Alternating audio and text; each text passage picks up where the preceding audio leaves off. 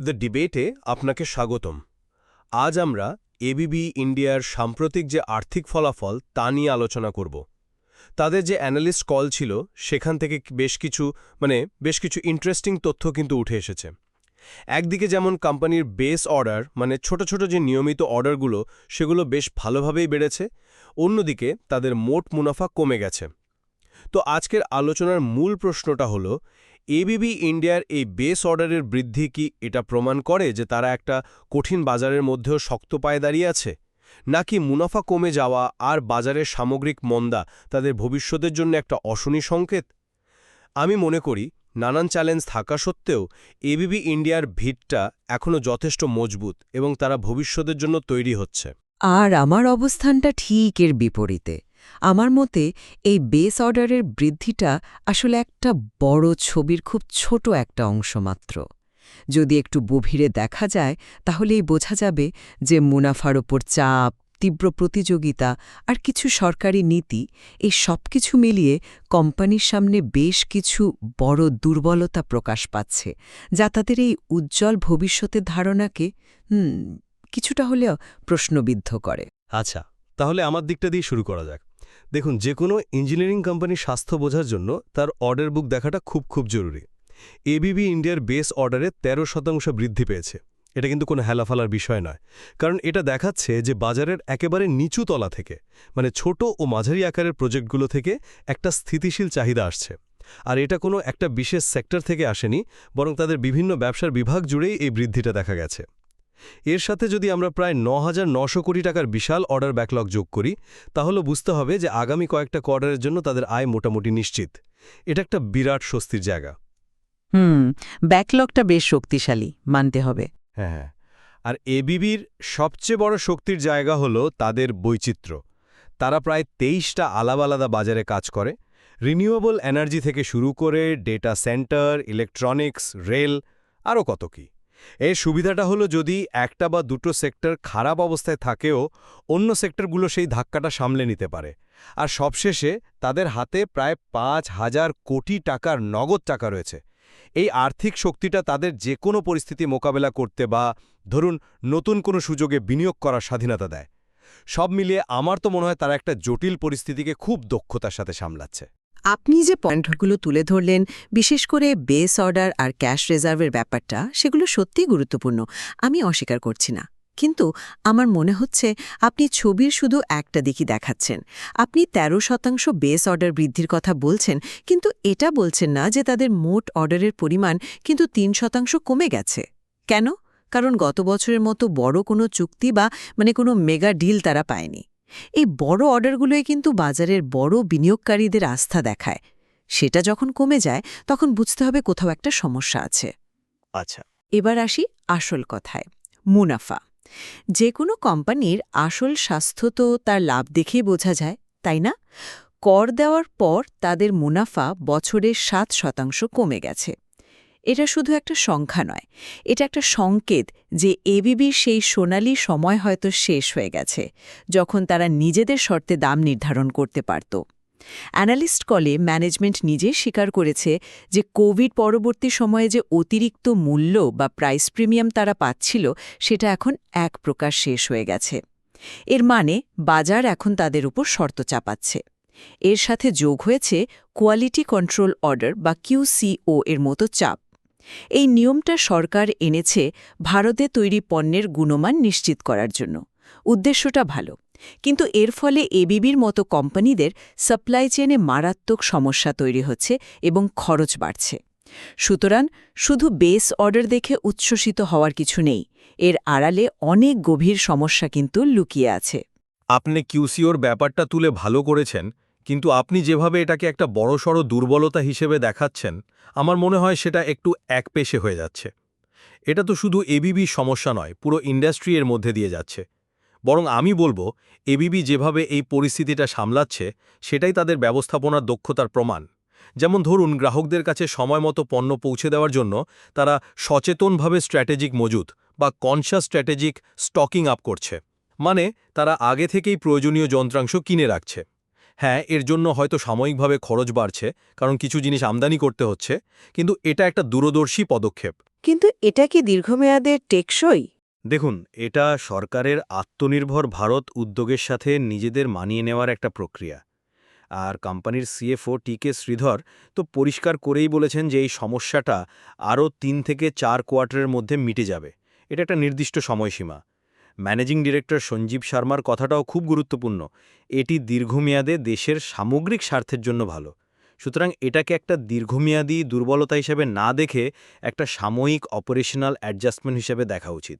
দুঃখিত, কিন্তু আপনার এই যুক্তিটা আমি ঠিক মানতে পারছি না। আপনি বলছেন এটা সাময়িক, কিন্তু এর প্রভাবটা দেখুন। টিকে শ্রীধর শুধু সময়সীমার কথা বলেননি, তিনি এটাও বলেছেন যে এই কিউসিওর জন্য ইলেকট্রিফিকেশন ব্যবসায় 0.75 থেকে 0.8% আর মোশন ব্যবসায় তার থেকেও বেশি মার্জিন কমে গেছে। এটা সরাসরি তাদের লাভের খাতায় ঘা দিচ্ছে। আর সবচেয়ে বড় বিরোধাভাসটা কি জানেন? যে আইনটা করা হয়েছে মেক ইন ইন্ডিয়াকে উৎসাহ দেওয়ার জন্য, সেই আইনের ফাঁক গলে এবিবিকে এখন চীন বা অন্য দেশ থেকে আরও বেশি করে যন্ত্রাংশ আমদানি করতে হচ্ছে। এটা তো নীতির মূল উদ্দেশ্যকেই ব্যাহত করছে, আর সাথে খরচও বাড়াচ্ছে। আপনি ৩-৪ কোয়ার্টারের কথা বলছেন, কিন্তু এটা তো একটা আশা মাত্র, কোনো নিশ্চয়তা নয়। সরকার নিজেই তো এই নিয়ম কার্যকর করার তারিখ বারবার পিছিয়েছে। এতে তো অনিশ্চয়তা আরও বাড়ছে। তাহলে প্রশ্নটা হলো, এটা কি সত্যিই একটা সাময়িক অ্যাডজাস্টমেন্ট, নাকি কোম্পানির সাপ্লাই চেইনের একটা বড় দুর্বলতা, যা সরকারি নীতির সামান্য পরিবর্তনেই কেঁপে ওঠে? আমার তো দ্বিতীয়টাই মনে হচ্ছে। আমি আপনার উদ্বেগের জায়গাটা বুঝতে পারছি, কিন্তু চলুন কিউসিও বাইরে গিয়ে বাজারের বৃহত্তর ছবিটা দেখি। হ্যাঁ, এটা ঠিক যে সামগ্রিকভাবে বাজার কিছুটা ধীর, কিন্তু নির্দিষ্ট কিছু সেক্টরে কিন্তু নতুন আশার আলো বা যাকে বলে গ্রিন শুটস, সেগুলো পরিষ্কার দেখা যাচ্ছে। আর এবিবি সেই সুযোগগুলো কাজে লাগানোর জন্য একেবারে তৈরি। অ্যানালিস্ট কলে কোম্পানির প্রেসিডেন্ট কিরণ দত্ত যেমন বললেন, রিনিউয়েবল এনার্জি, বিশেষ করে ব্যাটারি এনার্জি স্টোরেজ সিস্টেম বা বিইএসএস আর গ্রিন হাইড্রোজেন নিয়ে প্রচুর কাজ হচ্ছে। রেল আর মেট্রো প্রকল্পেও বিনিয়োগ বাড়ছে। আরেকজন প্রেসিডেন্ট সঞ্জীব আরোরা উল্লেখ করেছেন যে সিমেন্ট, স্টিল এবং তেল ও গ্যাসের মতো মূল শিল্পগুলোতেও বিনিয়োগ আবার ফিরে আসছে। হ্যাঁ, এটা ঠিক যে বিশাল হাইপারস্কেল ডেটা সেন্টার তৈরিতে কিছুটা ভাটা পড়েছে, কিন্তু ছোট আকারের কোলোকেশন ডেটা সেন্টারের চাহিদা এখন তুঙ্গে। এটাই তো একটা বৈচিত্র্যময় পোর্টফোলিওর আসল শক্তি। যখন একটা দরজা বন্ধ হয়, তখন অন্য 10টা দরজা খুলে যায়। এবিবি সেই খোলা দরজাগুলো দিয়েই ব্যবসা করছে। এটা শুনতে খুব ভালো লাগছে যে কিছু কিছু জায়গায় গ্রিন শুটস দেখা যাচ্ছে। কিন্তু আপনি কি ম্যানেজিং ডিরেক্টরের নিজের কথাই ভুলে যাচ্ছেন? সঞ্জীব শর্মা তো পরিষ্কার স্বীকার করেছেন যে মূলধনী ব্যয় বা ক্যাপেক্স গঠনে বাজারে একটা মন্দা চলছে। মানে বড় বড় কোম্পানিগুলো নতুন কারখানা বা বড় প্রজেক্টে বিনিয়োগ করতে দ্বিধা করছে। সিএফও টিকে শ্রীধরও একই কথা বলেছেন যে সুযোগ থাকলেও সিদ্ধান্ত নিতে দেরি হচ্ছে। এর সবচেয়ে বড় প্রমাণ হল তাদের প্রসেস অটোমেশন বা পিএ বিভাগ। এই বিভাগটা মূলত বড় শিল্প যেমন তেল, গ্যাস বা সিমেন্ট প্ল্যান্টের সাথে কাজ করে। সেখানে অর্ডার আসা প্রায় থেমেই গেছে, আর তাদের ব্যাকলগও কমছে। এটা তো বাজারের দুর্বলতার একটা স্পষ্ট সংকেত। কিন্তু সেটা তো শুধু একটা বিভাগ। শুধু একটা বিভাগ নয়, আপনি কি ভেবে দেখেছেন গত 4টা কোয়ার্টারে, মানে পুরো 1 বছরে তারা মাত্র 400 কোটি টাকার বড় অর্ডার পেয়েছে? এটা তো কিছুই না। এর মানে হলো ক্লায়েন্টদের মধ্যে বড় বিনিয়োগ করার আস্থাটাই নেই। তাই কিছু বিচ্ছিন্ন আশার আলো দিয়ে পুরো বাজারের মন্দাকে ঢাকা যায় না। পরিস্থিতিটা অনেকটা এরকম। গাড়ির স্পিডোমিটার দেখাচ্ছে গতি সামান্য বাড়ছে, কিন্তু ফিউয়েল ইন্ডিকেটর বলছে তেল প্রায় শেষ। বিনিয়োগকারীরা এখন কোনটার ওপর ভরসা করবে? আমি মানছি যে বড় অর্ডার কম এসেছে এবং কিছু ক্ষেত্রে সিদ্ধান্ত নিতে দেরি হচ্ছে, কিন্তু চলুন এবার মুনাফার বিষয়টা নিয়ে কথা বলি।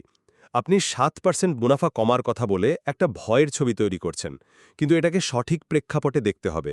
বর্তমানে তাদের যে মুনাফার হার, সেটা কোম্পানি নিজেদের লক্ষ্যমাত্রার মানে 12-15% একেবারে নিচের দিকে থাকলেও একটা ইঞ্জিনিয়ারিং কোম্পানির জন্য এটা কিন্তু এখনও একটা স্বাস্থ্যকর পরিসর।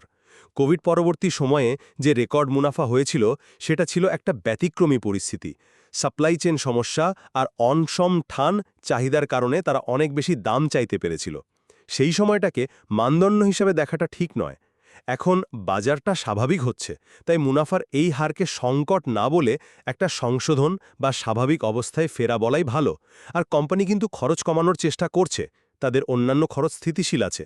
এমনকি যে প্রসেস অটোমেশন বিভাগের কথা আপনি বললেন, অর্ডারের অভাব সত্ত্বেও তারা কিন্তু তাদের মুনাফা ধরে রেখেছে। এটা তাদের দক্ষতার পরিচয় দেয়। আমার বিশ্বাস কিউসিওর সমস্যাটা মিটে গেলে আর বড় বিনিয়োগের চক্রটা আবার ঘুরতে শুরু করলে তাদের মার্জিন আবার আগের জায়গায় ফিরে আসবে। কিন্তু আপনি কি নিশ্চিত যে এটা শুধু একটা চক্রাকার পতন? আমার তো মনে হচ্ছে এটা একটা কাঠানোগত পরিবর্তন। আপনি বারবার কোভিড পরবর্তী সময়ের কথা বলছেন। টিকে শ্রীধরের সেই কথাটা আবার মনে করিয়ে দিই, অতিরিক্ত মূল্য দাবি করার ক্ষমতা এক প্রকার শেষ হয়ে গেছে। এটা কোনো চক্রাকার বিষয় নয়, এটা বাজারের একটা স্থায়ী পরিবর্তন। এর সাথে যোগ হয়েছে তীব্র প্রতিযোগিতা।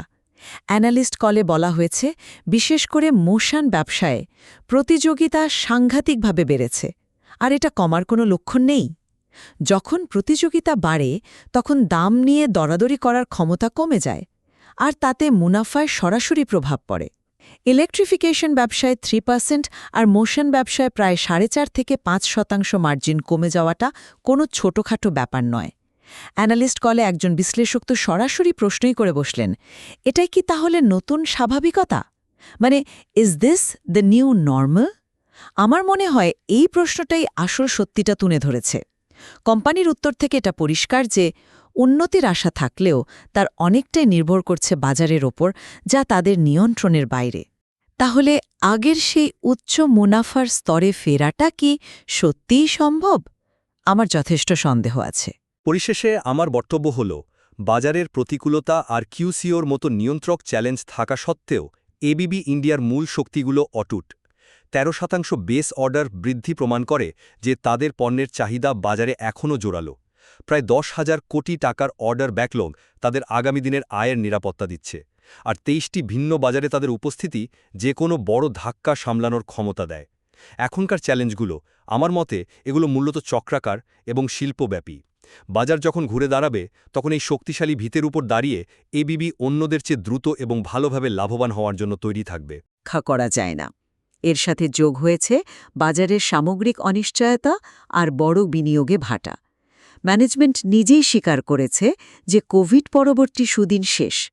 আমার মনে হয় বর্তমান পরিস্থিতি মোকাবেলা করাটা কোম্পানির জন্য একটা বড় পরীক্ষা হতে চলেছে, এবং তাদের পুরনো গৌরবময় অবস্থানে ফেরাটা অতটা সহজ হবে না। এটা স্পষ্ট যে এবিবি ইন্ডিয়ার এই ফলাফল নিয়ে আমাদের মধ্যে বেশ কিছু বিষয়ে ভিন্নমত রয়েছে। একদিকে যেমন তাদের কার্যকরী দক্ষতার কিছু ইতিবাচক দিক দেখা যাচ্ছে, অন্যদিকে বাজারের চাপটাও স্পষ্ট। হ্যাঁ, এই আলোচনা এটাই তুলে ধরল যে কোম্পানির ভেতরের শক্তি, যেমন বেস অর্ডার আর ব্যাকলগ, এবং বাইরের চাপ, যেমন প্রতিযোগিতা, নিয়মকানুন আর অর্থনৈতিক অনিশ্চয়তা, এই দুয়ের মধ্যে একটা টানাপোড়েন চলছে। এই তথ্যগুলো একসাথে একটা বেশ জটিল ছবি তৈরি করে। এখন আমাদের শ্রোতাদেরই বিচার করতে হবে যে এই ছবিতে কোম্পানির টিকে থাকার ক্ষমতার প্রমাণ বেশি, নাকি দুর্বলতার লক্ষণগুলো বেশি প্রভাবশালী।